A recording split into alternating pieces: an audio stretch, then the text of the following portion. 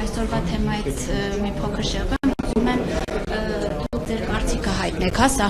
եվրոպական միջազգային ատյաններից հայցերի հետ, կանչման հետ կապված։ Ճիշտ է, հիմա այս պահին այդքան ակտիվ չեն խոսում, բայց պարբերաբար ակտիվանում է այդ թեման։ Նկատենք, որ դա այսօրվա թեման չի, բայց ընդհանուր ասեմ, այո, դա ազդելու է իհարկե լրջորեն ազդելու է Հայաստանի, այսինքն Արցախյան բնակիչների բռնի տեղավորման նրանց իրավական պաշտպանության վրա։ Դրա համար մասնավոր խմբերի արդեն նպատակը պետք է լինի, որքան հնարավոր է շատ անհատական գանգատներ ուղարկել Եվրոպական դատարան, որովհետև վստահ չեմ, որ այս խաղաղության պայմանագրում իրավական պաշտպանության արդյունավետ, չեմ ասում, մեխանիզմներ, նույնիսկ սկզբունքներ սահմանված լինեն։ Այդ դեպքում արդեն լրջորեն հարց կբարձրանա այդ պայմանագրի սահմանադրականության հարցի վերաբերյալ, բայց առաջ չընկնենք դեռ։ Բոլոր դեպքերում հիմա մեր խնդիրն է, որքան հնարավոր է շատ անհատական գանգատներ ուղարկել, ոչ միայն Եվրոպական դատարան, այլև միջազգային տարբեր տրիբունալներ, որտեղ իմ կարծիքով Արցախի բնակիչները բռնի տեղանված կմնան առանց իրավական պաշտպանության, եթե հույսը դնեն միայն խաղաղության պայմանագրի վրա։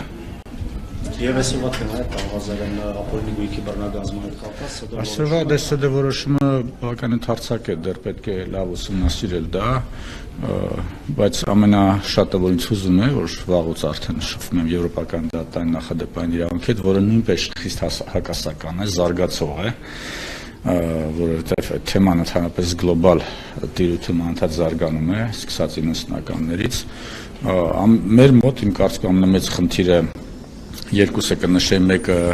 օրենքի չափազանց երկար հետադարձելությունն է, մինչև 91 թվականը, եւ երկրորդ խնդիրը, որ քրեական գործի հետ զուգամիտում, երբ որ լինում է, այստեղ արդեն երբեմն քաղաքդատավարությունը կարելի է կոնկրետ գործով, կոնկրետ հանգամանքներում համարել որպես քողարկված քրեական հետապնդում, որը նույնպես միեդը բավականին լավ շոշափում է, բայց սադան շատ մակերեսային թռուցիկ կերպով է այդ խնդրին անդրադարձել, այդ թվում նաև հետադարձելիությունը, հիմնական նշելով, որ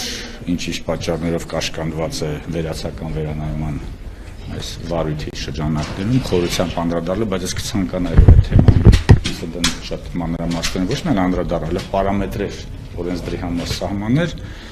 սկզբունքներ, թե եթե հետադարձելիության սահմանագծի, ապա ինչ սկզբունքներով դա պետք է արվի։ Բնականաբար մարդու իրավունքների հիմնարար սկզբունքների մասն է այստեղ խոսքը։ Ավելի մանրամասն արդեն կա։ Իսկ գնահատmaq օրենքը թերի է, շատ թերի է, հակասահմանադրական չեմ համարձակվում նման բան ասել, արդեն սդն ասել է, բայց շատ թերի է, բայց դա միայն Հայաստանի խնդիր չէ, դա գլոբալ խնդիր է, զարգացող իրավունք է, որովհետև հանրային գլոբալ շահը անընդհատ ավելի ճնշող է դառնում, այն է կազմակերպված հանցավորության, անդերսահմանային հանցավորության դեմ պայքարը, մանավանդ տրաֆիկինգ, փողերի լվացում,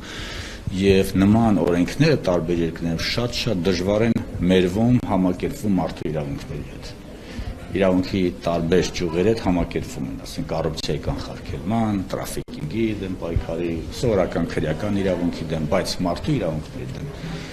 շատ դժվար է համակերպվում մարդու հետ եւ մենք դա տեսնում ենք հենց թեկուզ Եվրոպական դատարանի շատ հակասական նախադեպային իրավունքին։ Իսկ օրենքը մշակելիս որ երկրի փորձն ընդհանրապես ես չգիտեմ, տեղակ չեմ, հիմնականում այնտեղ հայեցակարգում այնտեղ վրացական գործը կար Գոգիտիցեի գործի վրա, բայց այսօրվա պայմաններում Գոգիտիցեն արդեն հնացած է 15 թվականի գործ է, որովհետև արդեն բուլղարական գործերն են այսօր արդեն տոն տալիս 21-23 թվականը, որում նույնպես տեսնում ենք, որ միեդը որոշակիորեն իր զարգացնում է իր նախադեպային իրավունքը, բայց միևնույն ամենակարևոր հարցը չի կարողանում լուծել, դա բախում է մարդու իրավունքների հիմնարար սկզբունքների հետ, բայց սա կրկնում միայն միեդի խնդիր, սա գլոբալ խնդիր է։